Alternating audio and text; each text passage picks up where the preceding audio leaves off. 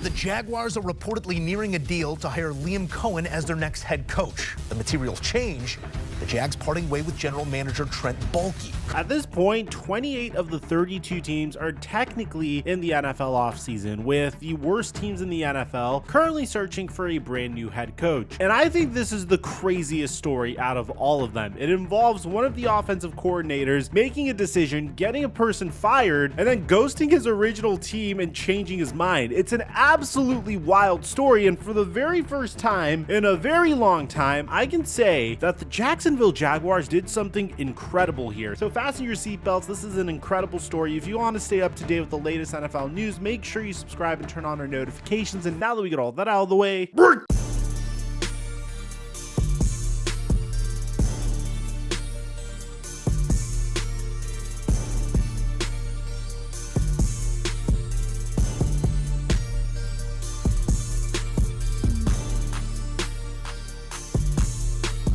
you saw us dominate last weekend in the divisional round of the NFL playoffs. You've seen us dominate in the NBA recently on a day-to-day basis. You guys have been blowing up my DMs telling me how much money you're making, and now PrizePicks is giving us another free square. And we're going to turn this free square into some guaranteed cash. First, if you haven't signed up for PrizePicks, make sure you go to the link in the description down below. Use my promo code Mikerophone to get a free $50 when you make an entry of $5 or more. And then if you want to make some cash, follow these picks and enter them ASAP before they change the projections on that. Obviously, pick Jaden Daniels to go over 0.5 passing yards because that's guaranteed. I'm pairing that with James Cook getting over 2 receptions because I feel like Josh Allen's going to check down to him a lot that game. Then I'm pairing that with Terry McLaurin getting less than 5 receptions and Devontae Smith getting less than 4 receptions. Now, I'm going to do a 4-man power over here, but obviously, if you want to lower your payout but maximize your odds of hitting, then you could do a 2-man or a 3-man. And I give away additional picks on my Instagram story at the Flight Mike and on Snapchat Flight Mike Snap. And thank you, PrizePicks, for the sponsor. Mic check 1 2 1 2. What's going on, everybody? I have been the biggest critic of the Jacksonville Jaguars ever since they drafted Trevor Lawrence, and even a little bit before that. If you guys remember, during the 2021 NFL draft cycle, Trevor Lawrence was hailed as the next coming of Andrew Luck. He was a can't-miss prospect. I mean, if you go and look at lists of the most complete prospects to ever come out of the NCAA, Trevor Lawrence typically sits at the top of the list. But the thing is, no quarterback can single-handedly turn around an organization if the organization is a complete mess. And in the case of Trevor Lawrence, I'd like to think that he was drafted to one of the worst franchises in all of sports. If you just take a look at the way you're supposed to build around a quarterback and the way the Jacksonville Jaguars decided to build around Trevor Lawrence, you'd understand why I feel this way. In the very same draft that the Jacksonville Jaguars took Trevor Lawrence with the #1 overall pick, they had an additional first-round pick later on in that draft. And bear in mind, the Jaguars had plenty of needs that they needed to fill. They certainly could have used a brand new offensive lineman to potentially protect Trevor Lawrence. They needed depth at the linebacker position. Hell, they could have used a new center, a new wide receiver, but for some reason they decided to use that additional first-round pick on a luxury pick that they didn't really need. Later on in the NFL draft, they decided to select Travis Etienne with the 25th overall pick. And that's not to say Travis Etienne's a bad running back, but context will indicate why this was such a bad pick. The Jaguars still had James Robinson. This is pre-Achilles tear James Robinson, who is coming off of a season where he averaged 4.5 yards per carry. I mean, the very next season, he averaged 4.7 yards per carry. It was just not a necessary pick for a rebuilding team that drafted #1 overall. There were so many better picks here. I mean, you could have drafted Jeremiah Owusu-Koramoah, Azeez Ojulari. Hell, Creed Humphrey would eventually become a Pro Bowler for the Kansas City Chiefs. Lord knows that would have helped Trevor Lawrence significantly more to have a center that would communicate with him well, as opposed to drafting an additional running back in the first round. You don't typically draft a running back until you figure out all the other aspects of your offense. And this is just the very tip of the iceberg, primarily because the Jacksonville Jaguars general manager at the time was notorious among San Francisco 49ers fans for how terrible he was drafting. San Francisco 49ers fans are very familiar with Trent Baalke, and during the Jim Harbaugh era with the San Francisco 49ers, they were known for for drafting relatively well. Their final good draft class being in 2010, where they selected Anthony Davis. No, not that Anthony Davis. Different sport. Mike Upati and Navarro Bowman. In 2011, Trent Baalke didn't necessarily do that bad, which was, by the way, his very first draft, as he drafted Aldon Smith and Colin Kaepernick. But in 2012, he drafted AJ Jenkins in the first round, a player that would barely play any snaps for the San Francisco 49ers. LaMichael James in the second round. I mean, his entire 2012 draft, apart from Joe Looney, didn't really produce at all in the NFL level. In 2013, he did a little bit better. I mean, his first round pick was Eric Reed, but the entire rest of the draft was whiffs. And this was a draft where he had 2 second round picks, 2 fourth round picks, 3 seventh round picks. Vance McDonald was solid as well. But you go to 2014, he drafts Jimmy Ward, Carlos Hyde, Marcus Martin, Chris Borland, who was pretty solid but would retire prematurely. In 2015, he would draft Arik Armstead, which was a little bit better. But apart from that, nobody once again. And in 2016, he would draft DeForest Buckner, and apart from that, nobody once again. An individual that is notorious for being a terrible evaluator of talent was now the general manager of the Jacksonville Jaguars and was responsible for building a team around Trevor Lawrence. So what would the Jacksonville Jaguars do to build a team around Trevor Lawrence? Well, in 2021, they decided to saddle him with a rookie head coach in Urban Meyer, and we all know how that would end up. If you don't, we made plenty of content on that during that year, and we'll leave some in the end screen. But they were so terrible that the Jaguars were once again looking for a brand new head coach and were drafting number 1 overall in 2022. Now, in the 2022 NFL draft, you could make an argument that Trent Baalke didn't select the best player at number 1 overall. He would select Travon Walker, who, by the way, is not a draft bust at all. He's actually very versatile, but it kind of stings when you consider the fact that the 3 picks after Travon Walker would all become Pro Bowlers, including Aiden Hutchinson, who plays the same position. Now, nothing against Travon Walker. I mean, in 2023, he had 10 sacks. In 2024, he had 9.5 sacks. He's been a more than capable run defender as well. He's just not Aiden Hutchinson. The Jaguars would hire Doug Peterson to be Trevor Lawrence's brand new coach, but instead of trying their absolute best to get Trevor Lawrence a true number 1 wide receiver, they would overpay for Christian Kirk in the very same offseason that Tyreek Hill, Devontae Adams, and AJ Brown would get traded. And apart from that, they would bring on Zay Jones. Probably their only hit was bringing in Evan Ingram, but that wouldn't pay off for a little bit. But nobody really cared because the Jacksonville Jaguars had a solid season and things were looking up for this team. They went 9-8. They were first in the AFC South, and they had one of the most electric games in the Trevor Lawrence era in the wild card round versus the Los Angeles Chargers. But you could also chop that up to Brandon Staley being incompetent, beating the Chargers 31-30 in the wild card before only losing to the Chiefs by a touchdown in the divisional. Needless to say, things were looking up for the Jacksonville Jaguars. So how else would they try to build around Trevor Lawrence? Well, they would continue to bring in average to above average wide receivers during Trevor Lawrence's rookie scale contract. And I've talked about this in multiple uploads in the past. Whenever you have a quarterback on a rookie scale contract, you want to bring a wide receiver that is known to be a top 5 wide receiver to make his life easier and build up his confidence as he's going through the NFL. And examples of this are when the Cardinals traded for DeAndre Hopkins to help out Kyler Murray, the Cowboys trading for Amari Cooper to help out Dak Prescott, the Dolphins trading for Tyreek Hill to help out Tua, the Eagles trading for AJ Brown to help out Jalen Hurts, even though they had a solid wide receiver that they spent a first round pick on in Devontae Smith. The Bills pretty much traded Justin Jefferson for Stephon Diggs to help Josh Allen develop, but they didn't know Justin Jefferson was going to turn into Justin Jefferson, and that ended up being incredible for Josh Allen's career. And then a year ago, you saw the Houston Texans trade for Stephon Diggs to really build an all-world wide receiver core for CJ Stroud. Now, obviously, that didn't work out with Stephon Diggs getting injured in the middle of the season, but clearly you could tell what happens to a quarterback if he doesn't have wide receivers that he could trust. Probably the biggest issue that CJ Stroud had this past year, after having an incredible rookie season where he threw for over 4,000 passing yards, 23 touchdowns, and 5 interceptions, was the fact that his wide receiver core was battered mattered the entire season. Tank Dell would get injured, Nico Collins would get injured, Stephon Diggs would get injured. Life was very hard for CJ Stroud, but that was out of his control. But it's a clear example of how badly a quarterback needs wide receivers that he could depend on, particularly good top 5 or top 10 wide receivers. Trent Baalke never did that. And the thing I never understood is why wouldn't the Jacksonville Jaguars just move on from Trent Baalke? Because he hasn't proven to me at all whatsoever that he's willing to be aggressive in building around Trevor Lawrence, that he's good at drafting, and he doesn't even have a proven track record. And there's no bigger crime in the entire NFL than squandering a potential franchise-altering quarterback's rookie scale contract. And you saw this here. I mean, once again, Trent Baalke had multiple draft picks in 2023, and he did his best to make Trevor Lawrence the #1 priority. They drafted Anton Harrison, who is a pretty solid offensive tackle. They drafted a halfback, Tank Bigsby, once again. They drafted Brenton Strange, even though Evan Ingram seemed to be solid. And probably the best draft pick that Trent Baalke has made since Trevor Lawrence is Brian Thomas. Now, I will give credit where credit's due. The one thing that I think Trent Baalke did a good job at is signing Trevor Lawrence to a huge contract extension relatively early. But if you take a look at the Jaguars this past year, some fans were wondering if this was a colossal mistake. Trevor Lawrence had his worst season to date for the Jacksonville Jaguars. And fans didn't know if it was because he was terrible, if Doug Peterson's a bad coach, if Doug Peterson's dependence on Press Taylor ended up being his downfall, or if Trevor Lawrence is a colossal bust. But the thing is, when you already invested the amount of resources that you did into Trevor Lawrence and signed him to an extension, you have no choice but to assume that your quarterback's fine and it's the front office's fault. So Shad Khan said something very interesting in a video conference earlier in the offseason when he asked about the future of Trent Baalke. If this head coaching candidate was to say, I would like to reevaluate the front office and the general manager, what would your response be? My response would be, how would you improve it? And then if it is credible, I mean,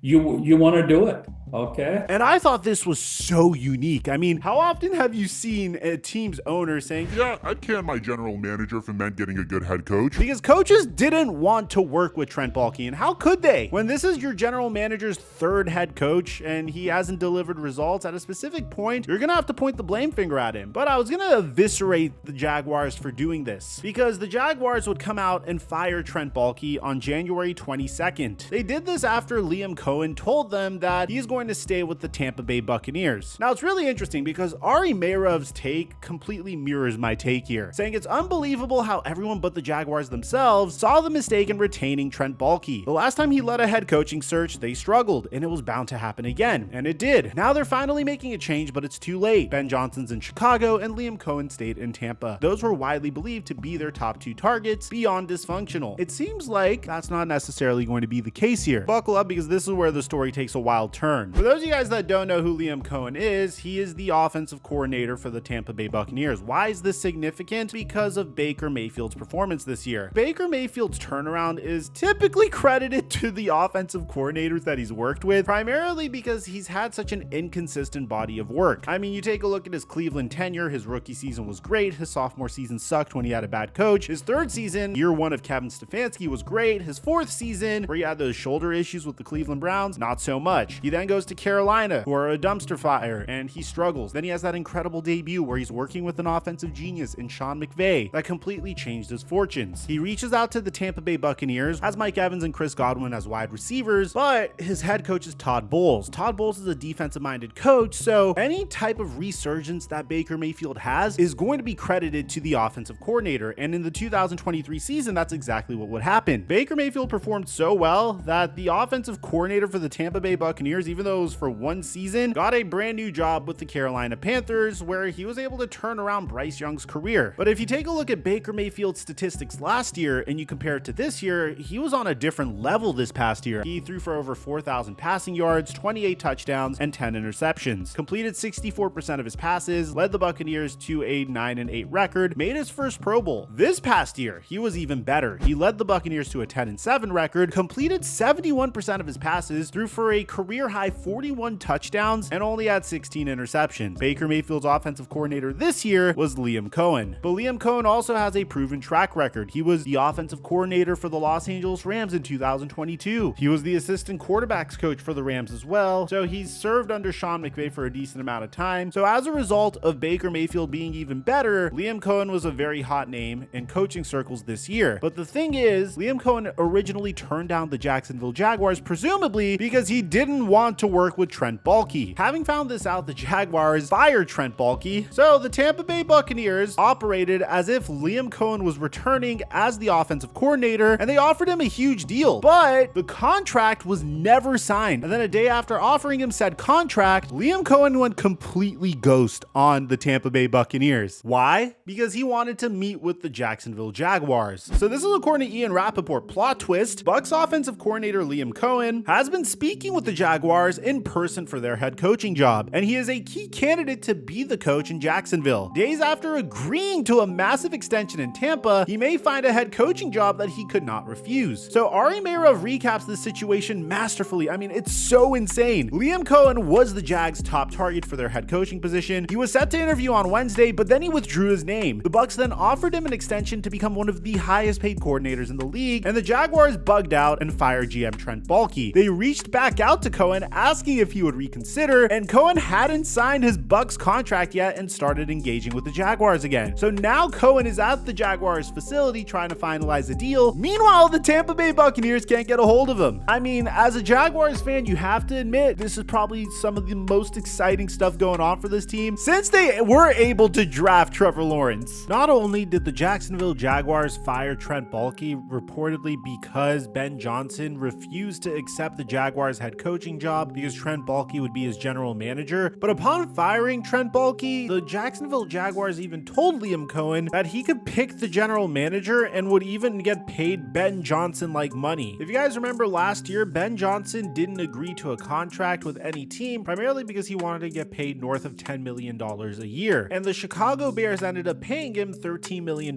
per season, which is $5 million more than the roughly $8 million first-year head coaches earn on average. And this is pretty insane if you take a look at the highest paid head coaches in the NFL. I mean, number one is Andy Reid at $20 million a year annually. Sean Payton is second place at $18 million a year. Then Mike Tomlin and Jim Harbaugh both are tied for third at $16 million before you get to Sean McVay, who's getting paid $15 million a year. Then you get to Kyle Shanahan at $14 million, and then you get to Ben Johnson, who is earning more than John Harbaugh, Dan Campbell, Sean McDermott. And as a result of this offer, Liam Cohen simply couldn't refuse, as he would then inform the Tampa Bay Buccaneers that he is taking the Jacksonville Jaguars head coaching job. Adam Schefter would then tweet, "From Tampa to Jacksonville, Liam Cohen has landed a huge deal to become the Jaguars' new head coach and left behind the agreement he reached this week to become the league's highest paid coordinator for the Tampa Bay Buccaneers. The Jaguars now get their head coach and the Bucs lose their coordinator." Now, if I'm a Tampa Bay Buccaneers fan, obviously I'd be frustrated about this news, but honestly, you can't really blame Liam Cohen for taking this job. I give props to the Jacksonville Jaguars for understanding the urgency of this situation. You cannot afford to get Trevor Lawrence another head coach that won't work out with him. You don't want Trevor Lawrence to fail to fulfill his potential, and I personally believe that Trevor Lawrence could be a top 5 QB in the NFL. And at the same time, if you just take a look at the Tampa Bay Buccaneers track record at offensive coordinators, they've done just fine. Last year, Dave Canales left for the Carolina Panthers head coaching job. The Buccaneers were able to bring in Liam Cohen, who just left for the Jaguars head coaching job. Tampa Bay has a really good offensive line, quarterback, wide receivers, and tight ends to offer. You'd have to be an idiot not to be able to make it work out with this team, particularly because they have one of the weakest divisions in the NFL. I think Liam Cohen made the right choice, and I really am impressed by the Jaguars for understanding that Trent Baalke is the problem and getting rid of him right in time so they could get a blue chip head coach. It's truly unprecedented, and Adam Schefter talks about it a bit more. As one person said about the 2-day saga that saw the Jaguars lose their GM, the Buccaneers lose their offensive coordinator, and Cohen accept 2 jobs, one that made him the NFL's highest paid coordinator and another to become Jacksonville's head coach. I've never seen anything like it in my life. If you're Liam Liam Cohen, you're going from the highest paid offensive coordinator in the NFL to possibly the 7th highest paid head coach in the NFL. You have a franchise quarterback in Trevor Lawrence and your own pick at general manager. You get to coach in Florida that has no state income tax. It's truly an offer that is very difficult to pass up, and it's the right opportunity for him now that Trent Baalke is out of the picture. I really think this could be the turning point for the Jacksonville Jaguars. And if they play the rest of this offseason right, I mean, maybe Travis Hunter falls to them at number 5. If not, they could draft Will Johnson out of Michigan or go defensive line. Maybe Abdul Carter falls to them. If not, Mason Graham from Michigan as well. Then I really think this team could have a nice turnaround next year and potentially sneak into the wild card. If you're a Jaguars fan, let me know in the comment section down below, how do you guys feel about this? This is the type of move that I wish my Dallas Cowboys would make. It's not only aggressive, but it's also very, very self-aware. But this isn't the only head coaching decision that was made. Recently, the New York Jets decided to hire Aaron Glenn as their brand new head coach, and Josh McDaniels is returning to the New England Patriots. We have a completely separate video on that, and I'll leave it in the end screen, and I'll meet you guys there. Aside from that, I'm your boy Mike, and I'm dropping our mic